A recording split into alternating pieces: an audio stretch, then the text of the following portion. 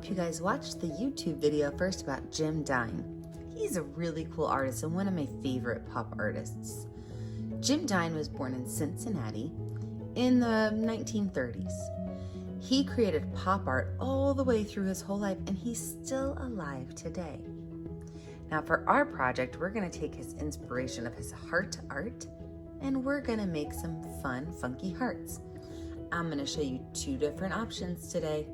You're gonna be able to choose to use a paper towel option or a regular paper option.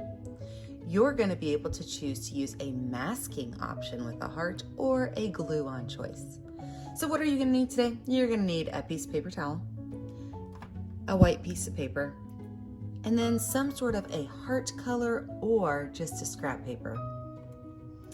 Don't forget to get your watercolors. I'm going to use an oil pastel, but if you don't have an oil pastel, you can also use a black crayon, a pair of scissors, a bottle of glue, a paintbrush, and a container of water.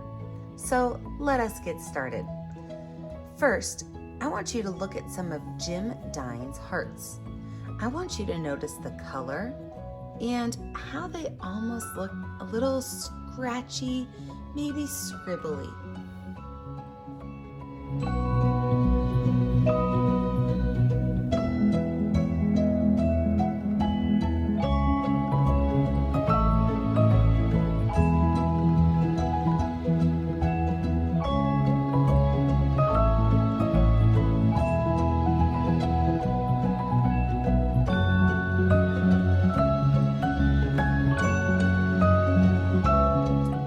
Let's get our supplies prepared and ready.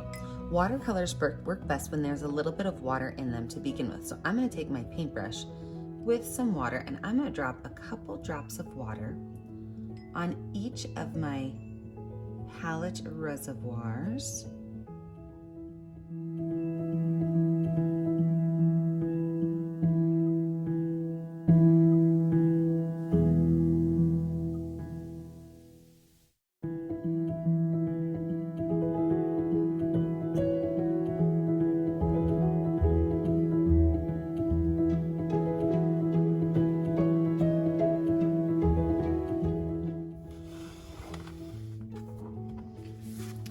Now, the process we're going to do with both the paper and the paper towel are the exact same.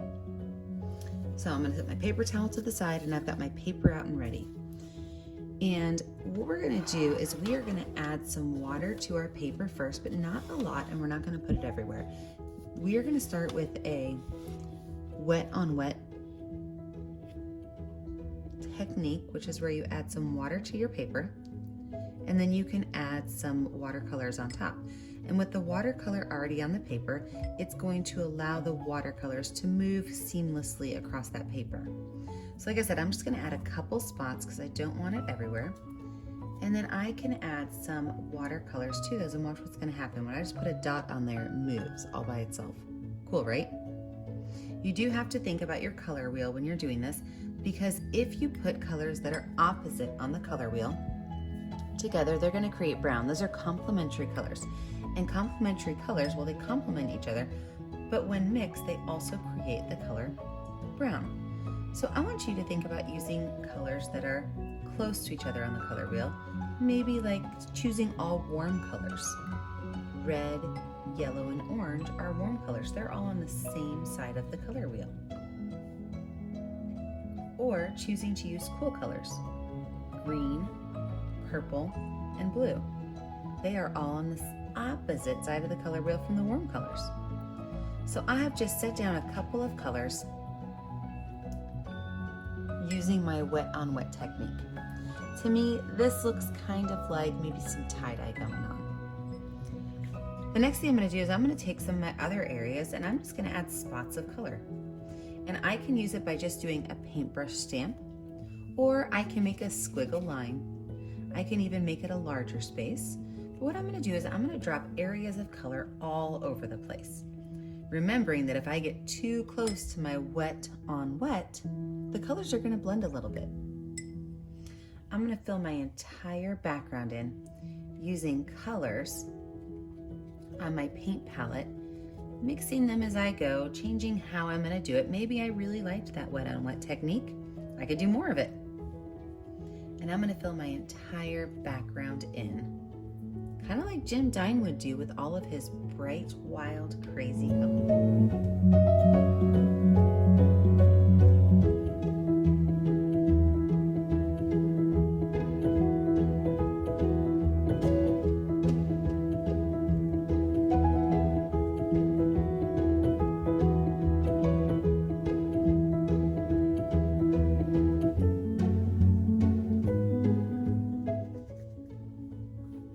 Now that I have my watercolor finished, you can see where some of the colors pool together and they make a little bit more of a neutral color. That doesn't bother me because most of my colors are pretty bright.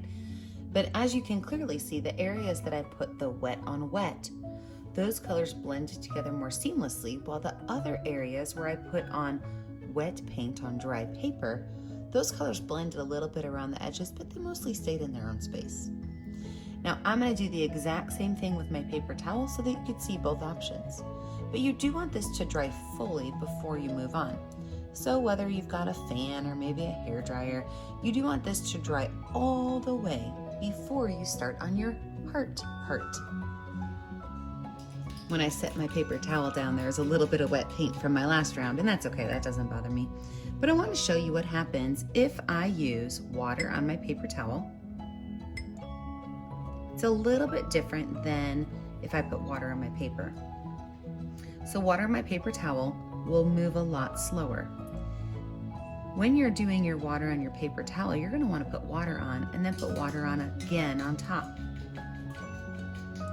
Do you see how adding the water on top makes it move? So paper towel is a little bit different. You want to do water first, then you want to do water second.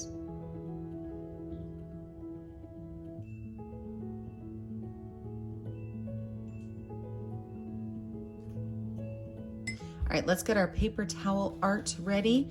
I'm gonna put us into a speed motion. Everything else is the same. I just wanted you to know that you gotta put water on top of your paper towels.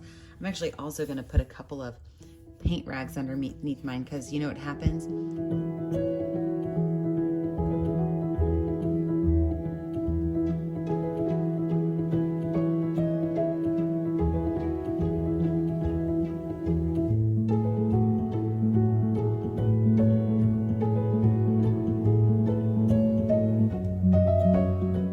Now that my papers are dry, it's time to move on to stage 2. So I'm going to get my paper ready, and you can use any color paper you want. You don't have to use red, it's just the color I grabbed. You need to decide if you want a fat heart, which means that your paper's gonna go landscape, or if you want a tall, skinny heart, you might want your paper to go portrait. When you make your heart, you have to think, if a heart's hard for you, you can do it pretty easy. You could draw the letter M, and then add a letter V to the bottom. Easy peasy, right? Yeah. So I'm gonna make my heart a tall heart. So I'm going to draw a letter M. And then I'm gonna add the letter V to the bottom. Now, hearts can go any way you want. I mean, you can make one side bigger and one side smaller. You can add maybe like a curly Q to the bottom. You have lots of choices for your hearts. Then I'm gonna cut my heart out.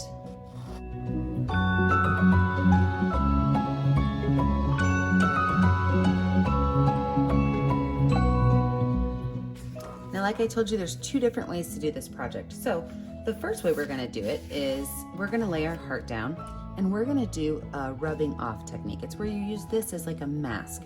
Everything underneath it is going to be left just how it is. But you take your oil pastel, or you can even use chalk, and you mark little marks off of your heart.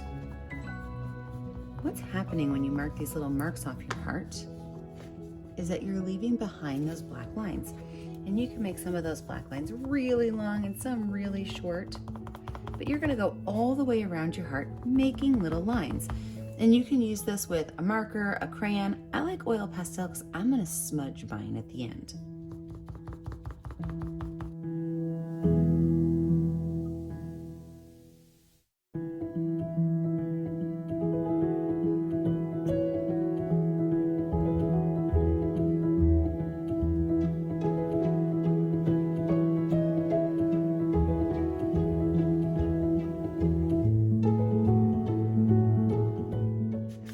Now that my heart's done, I'm gonna take my finger and that's what I like about oil pastels is they smear really cool, but I can pull those colors off of here and give it more of a smooth texture rather than a line texture. So if you see right now, I've got this line texture up here, but over here I've got this smudgy texture. So I'm gonna go through and just kind of smudge mine all the way around, holding that heart down really nice and careful.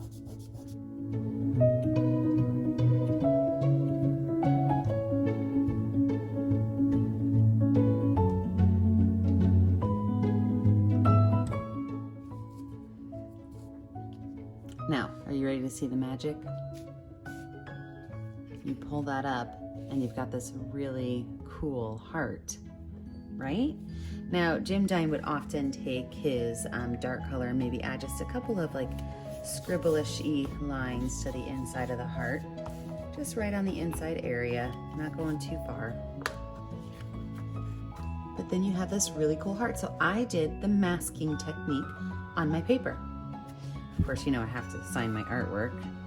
But now let's talk about the other option. Maybe you don't have an oil pastel, or if you chose to use a paper towel, smudging might not work. It might rip your paper towel. Your other choices, pretend like I don't have anything on it, you could glue it right down to your paper towel. A couple dots of glue. I like to tell my students at school just to dot, not a lot. Put them all the way around the edges and maybe one in the middle for good luck. And then when you place your heart down, you can use a black crayon or a black marker to do the same thing I did with the oil pastels. Maybe just add a couple of little lines around your edges to give your heart some character. Of course, when you're finished with that one, I'm going to tell you the same thing. Be sure you sign your name. So whichever option you went with today, whether you did the paper towel and the cutout heart, or you did the paper and the mask heart, both options are super fun, really colorful. Don't forget that I want you guys to take a picture of you and your artwork and post it to our Facebook page, Painting with a Purpose. Be sure that you like and subscribe to our YouTube channel so you are kept up to date on all of our videos. And remember, as always, friends, stay creative, stay kind, and stay safe. Have a great day. I'll see you guys next time.